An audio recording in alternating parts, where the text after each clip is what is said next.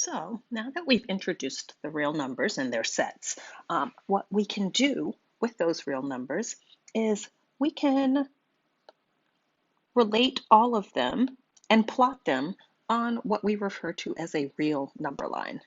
Oftentimes you'll see an X there just designated for just any real number that we wish to plot. And depending on where we want the values, we would typically have 0, that's our sort of origin. We'd have that somewhere in the middle, and from there, we read a number line like you read in English. We go from left to right. And when we go from left to right, we go from the smallest values to the larger values. So to the left of 0, we see the negatives.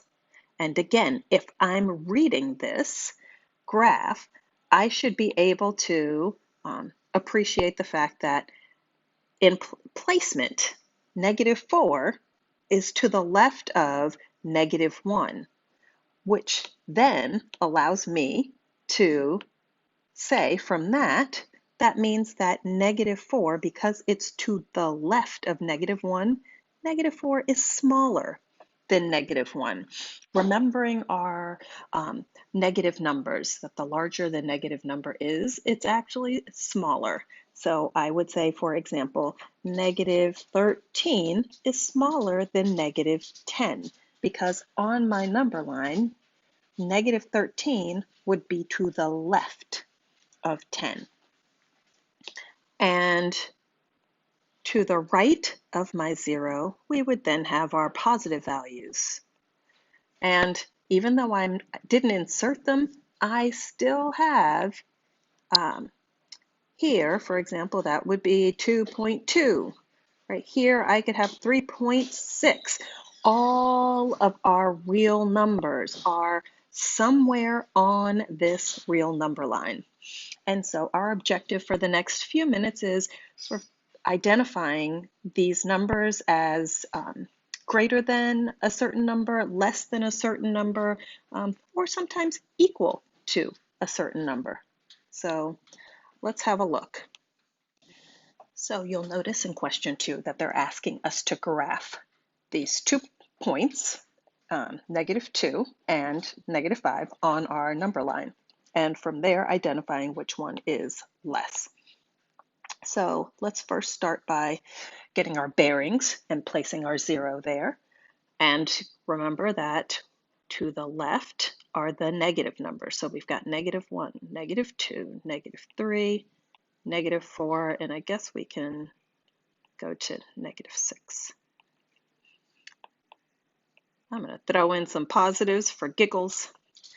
And now I'm from there wanting to classify which of these. So this is my graph of -2. All I have to do is denote that I've got a dot right there. Here I have now plotted those 2 values of -2 and -5.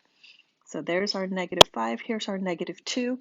And if we are to identify which one is less, we want to see which one is farthest to the left. And we can see that right here, that -5 is to the left. So we can then use our notation by saying -5 is less than, it's smaller than -2. And I think everybody remembers that this is an alligator mouth. And the alligator always wants to eat the larger number. So we would then say -5 is smaller than -2. And there we go. Woohoo, 100%. So now pause this and try the next few and see how that goes. And we'll quickly do a recap. All right. So hopefully you've looked at this and you've graphed the following set. We want even integers that are less than 5, but larger than -7. So we want to, on our number line, graph even integers that satisfy this condition. they're less than 5, but greater than -7. So I'm going to quickly plot my numbers on this number line. So here's my number line, and now I want to plot the integers that are smaller than 5. So here's my cutoff, larger than -7. So all of the values in between here that are also even. And remember, even means that that number is divisible by 2. Any number that is divisible by 2 is an even number. So let's think. Even numbers are, let's start with 4. And you'll notice I didn't write 4, but I have my increments in increments of 1. So I went from 0 and then to 5. So each hash mark represents an integer. So I know 4 is an even number. That's divisible by 2. 2 is an even number. 0 is an even number. So is -2, -4, -6, and I almost said -8, but we're stopping it right there. So these numbers here are the numbers that satisfy our condition for. So now that we're on to question 4, they're asking us to identify which of these is greater than or less than or equal to for the following numbers. I'm hoping that A and B will be straightforward. If you need to plot these on a number line, I would do it, but I think at some point it's going to become quite intuitive that if you see a negative for A, for example, if I see a negative number compared to a positive number, I know that negative number has to be less than the positive number. -10 has to be less than 7. -10 is going to be less than 1. -10 is going to be less than any positive number. All right, let's look at B. You've got a negative and a positive again, so now we've got 1 and -1. What would we say our relationship is between 1 and -1? 1 is clearly larger than -1. So let's look at C. Now we're comparing fractions. That gets a little more complicated. So we have 1/2 and we're comparing it to 1/3. What are your thoughts on this? Well, I'm thinking first I want to see maybe if they have the same denominator, it might be more clear to us what numbers, if we compare the tops, the numerator of both of them, we could see which one is larger than the other. So I need to figure out what number is the least common multiple of 2 and 3. And I'm thinking, so 2 and 3 are both factors of 6, because I know that 2 times 3 is going to give me 6. And so I'm going to multiply, because what I do to the bottom, I've got to do to the top. Oops, don't write that down. That was a mistake. And here in the denominator, or the bottom number, we're going to multiply 3 by 2 in order to get 6. And you'll notice the idea behind that is we want to have common denominators. And that way that allows us with more clarity to see which of these numbers is in fact larger. So let's finish by multiplying the tops. 1 times 3 is 3. And down at the bottom, 1 times 2 is 2. So, people, we're really comparing 1/2 and 1/3, but I can treat them as 3/6 and 2/6. So now I can focus on the top. Since the bottom values are the same, the denominators, which of the numerators is larger? And we can see it's definitely number 3. So I could then say with certainty that 1/2 has to be greater than 1/3. Practice doing that with D.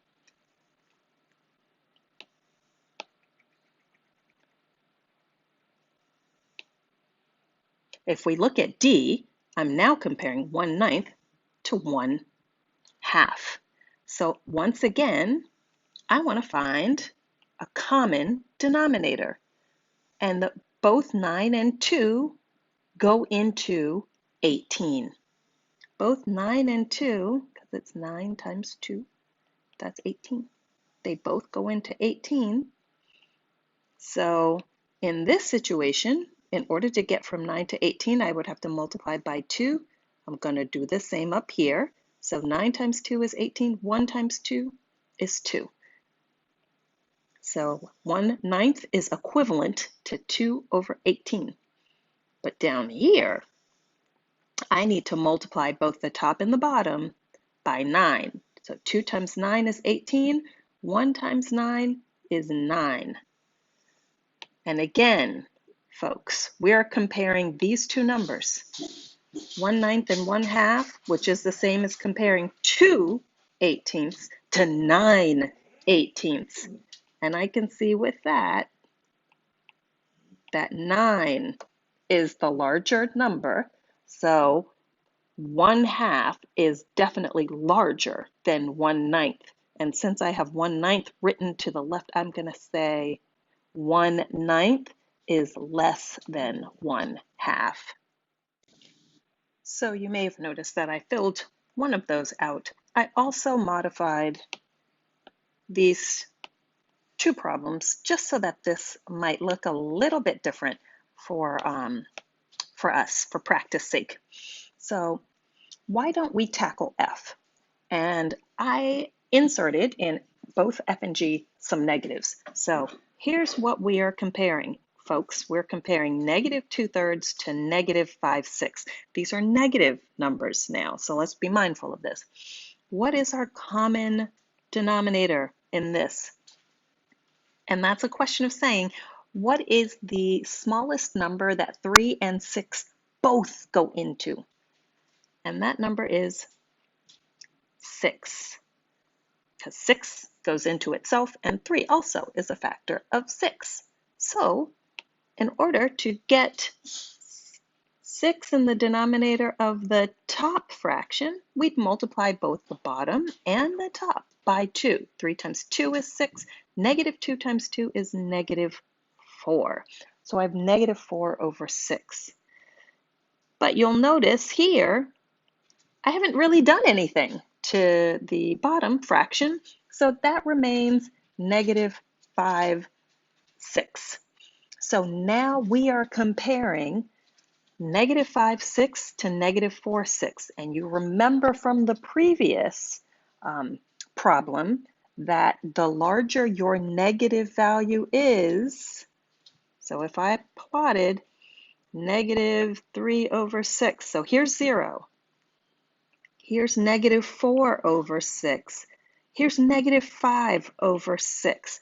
So when I'm looking at the comparison between these two, which do you identify is to the left? That's right, -5. That means this number is smaller. So I can then say that means that -4/6 is larger. So -2/3, which you'll remember is -4/6, is larger than -5 over 6. And you'll do G in the same way. We're comparing -4 over 5 to -3 over 2. And their common denominator, what do 5 and 2 both go into? Well, this one is 10. So now our question is 5 times 2 gives me 10. So -4 times 2 gives me -8. 2 times 5 gives me 10. So -3 times 5 is -15. So using that same idea, I know I have a -15 over 10 and a -8 over 10. So which of those numbers is smaller? Well, the larger negative is going to be smaller. So I know that -4 over 5 is definitely larger than -3 over 2. Now I think that you can tackle this last one. The numbers are just pretty big. So 15 and 16, I can't think of a common factor that they both have. So it looks to me like we would have to multiply both the bottom and the top by the other number, meaning I would have to multiply 15 by 16 and 8 by 16. And down here, oops, I meant to do that in the other color. Here, I'll do that. I'd have to multiply this by 15 and 9 by 15. So really, this just gives me, I can do it if I'd like, but the biggest focus is which one of these two numbers is going to be the larger. And you'll notice for H, this is a positive number. So the larger one is in fact the bigger number. So let's just do for practice. Let's multiply 15 and 16 just to see what that denominator would be. So 6 times 5 is 30. Bring the 3. 6 times 1 is 6 plus 3 is 9. There's my placeholder. 1 times 5 is 5 times 1. So then, I don't know if you have any snazzy tricks to that, but this big number is 240. Whoa, this number is 240. You'll notice I don't really need the 240. I want to figure out what is 16 times 8 and what is, let's do this first. So 16 times 8, so 8 goes into 6, or 8 times 6 is 48. So that gives me 128. 1, 2, 8. And then we do the same thing. What's 15 times 9, folks? I don't know. Let's figure it out. So 9 times 5 is 45. And then I add 9 times 1 is 9, plus 4 is 13. So this is 135. So if I'm focused on my numerators, because they've got the same denominator, which of those numbers is larger? Yup, 135. So I know that 9/16 is the larger number, so my inequality is going to look like that. Let's look at question 5. Question 5 is asking us to order these numbers from least to greatest. So if I'm going from least to greatest, I know for sure that I'm going from negative to positives, right? And then my zeros somewhere in the middle. So maybe our focus should be on the negative numbers. And if we look here, these two right here are the negative values that we're working with.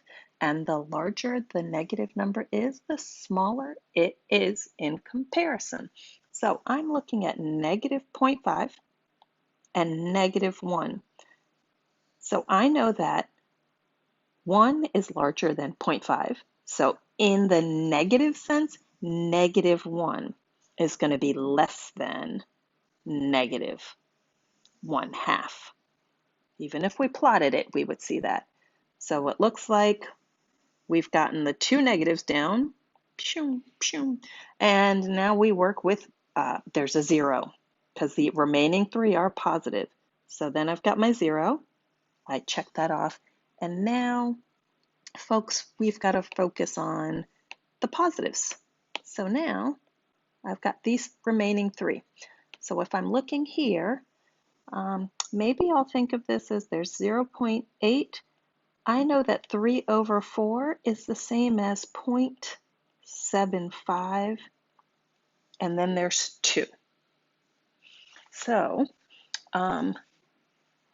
these are positive numbers, so then this is more straightforward. I know the smaller of the number, the smaller the number, the less it is than the subsequent number. So if I'm looking at these 3, it looks to be that this is the smaller, because 0.75 is smaller than, even if I added a 0.80, I could think of it as 0.75 is smaller than 0.80. So my next number here, placement-wise, would be 0.75. And then the last two, I hope, is straightforward enough for you that 0.8 is less than 2. So we've got these two new definitions. One is opposite and the second is absolute value. And so we define any two numbers to be opposite if they are the same distance. You'll sometimes hear the word equidistant. if they are the same distance from 0 on the number line, but they are on opposite sides, meaning one is to the left of 0 and the other one's to the right. For an example, if I have 0 and I have 8 and I have -8, they are on opposite sides of 0 and they are both an equal distance from 0. This one's 8 away from 0, as is 8. 8 is 8 units away from 0. -8 is also 8 units away. So we're talking about the distance those two numbers are from 0. And if they are opposites, they're going to have the same distance. So that draws us into absolute value. And by definition, your absolute value is the distance between any number on that number line and 0. And this is the notation that we use for absolute value. So what we know is an absolute value is never going to be a negative value because we're talking about distance. It can be 0, but then any other value is going to be positive because we're talking about distance. So, for example, if they are asking us to find the absolute value of -7, that's another way of saying how far away is -7 on our number line from 0. How far away is -7 on our number line from 0? It's really just counting boxes. I just lost my place though. And we would say here, 1, 2, 3, 4, 5. Oh, it was one of me. We would say from here, it's 7 units away. So the absolute value of -7 is 7. So let's look at example or numbers 6 through 9. We're asked for each value of a to find -a and the absolute value of a. So we're asked to find, and when this says -a, pretty much means the opposite of a. So if my a is -4.8, then its opposite, the negative of that, would be +4.8. And even if we thought of it this way, you remember from your pre-algebra, your earlier classes, that a negative times a negative is a positive. A negative times a negative is a positive. Now, if we're asked to find the absolute value of 4.8, that's again saying how far away, negative. How far away is -4.8 from 0? Here's -4.8, here's 0. We would say it's 4.8 away from 0. So for both of those solutions, or both of those answers, it's +4.8. Let's look at 7. For 7, our a is 5/6. So the opposite of that would be -5/6. And the absolute value of 5/6 is just asking us how far away is 5/6 from 0, and 5/6